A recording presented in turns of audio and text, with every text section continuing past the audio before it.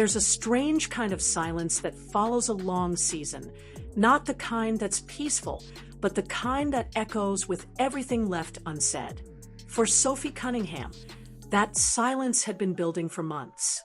And when she finally spoke, she didn't whisper. She exploded.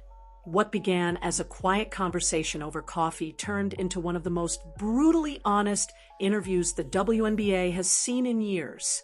No filters, no rehearsed answers. Just a woman who was tired of pretending, tired of pressure, tired of carrying everything, and still being told to smile for the cameras. And somewhere in that chaos, she found a moment of truth.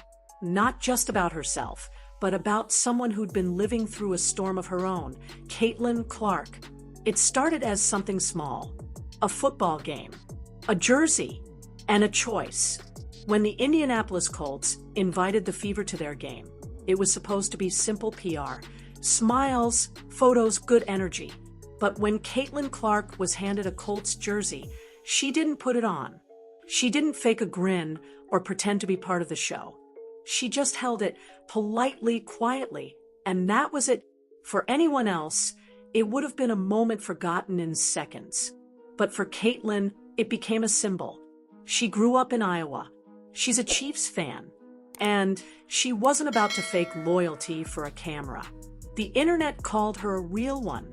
And Sophie Cunningham, watching from a distance, saw something powerful in that small act. That, she said, was incredible. I hope Caitlin knows how cool that was. You could feel the emotion behind it, admiration, respect, and maybe even recognition. Because Sophie knows what it feels like to stand alone. She's been the loud one, the fighter, the player who refuses to bow down. And in Caitlin, she saw a reflection of that same fire, quiet but unbreakable. When Sophie sat down for that interview, she didn't sound like an athlete giving sound bites. She sounded like a woman who'd been through too much and finally decided to tell the truth. She admitted she needed space, that she hadn't watched a minute of the WNBA finals, that she was burned out. And for the first time, she said it out loud. I need a cleanse. It wasn't arrogance. It was honesty. Because sometimes strength doesn't come from fighting every day. It comes from knowing when to step back. The host laughed when she said it, but Sophie didn't. She just smiled and said, I'm booking vacations. I'm done. It was a rare glimpse behind the curtain of what it means to be human in a world that expects perfection. And that's what made it so emotional. Sophie talked about being fined for her comments about league leadership, about how she might have been too harsh, but she didn't take back her words. She said, I said what I said. Maybe I could have said it better, but I meant every word. And then came a line that summed her up perfectly. When I cuss, people think I'm uneducated. But I do know what I'm talking about. I just cuss. You could almost hear the pain behind the humor, the kind of pain that comes from always being misunderstood. But that's the thing about Sophie.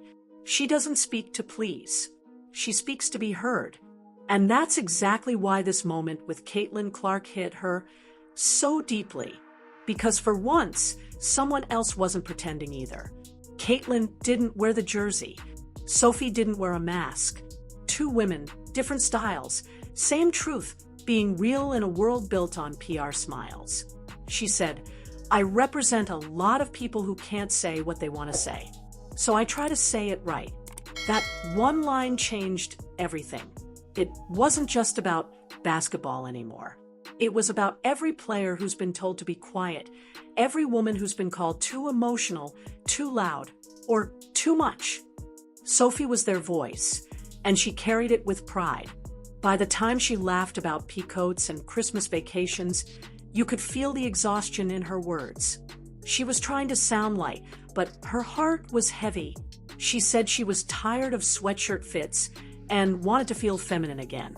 It wasn't about clothes. It was about identity. After a season of being strong, she just wanted to be herself again. That's what makes this interview so emotional. Because underneath the jokes, the laughter, And the sarcasm was a woman who'd been fighting too long.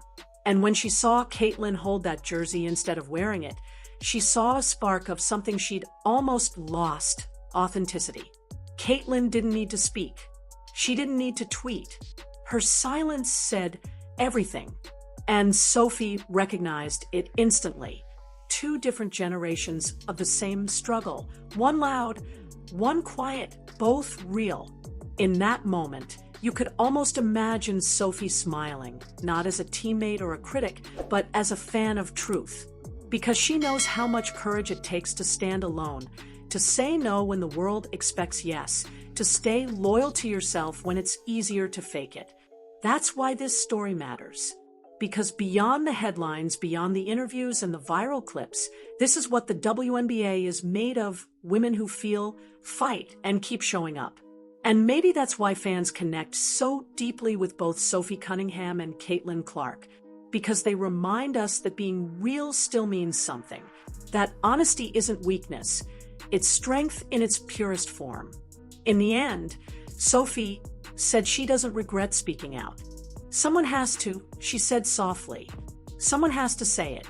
And maybe that's the truth that keeps people coming back to her interviews. Not the drama, not the language, not the controversy, but the heart behind every word. Because Sophie isn't just loud. She's alive. And in a world that often asks women to stay silent, that's the bravest thing you can be. What did you think of Sophie's words? Was she too real, or exactly what the league needs right now? Tell us what you feel in the comments below. And if you believe authenticity still matters in sports, don't forget to like this video, subscribe, and stay tuned for more powerful stories, only on The Iconic World.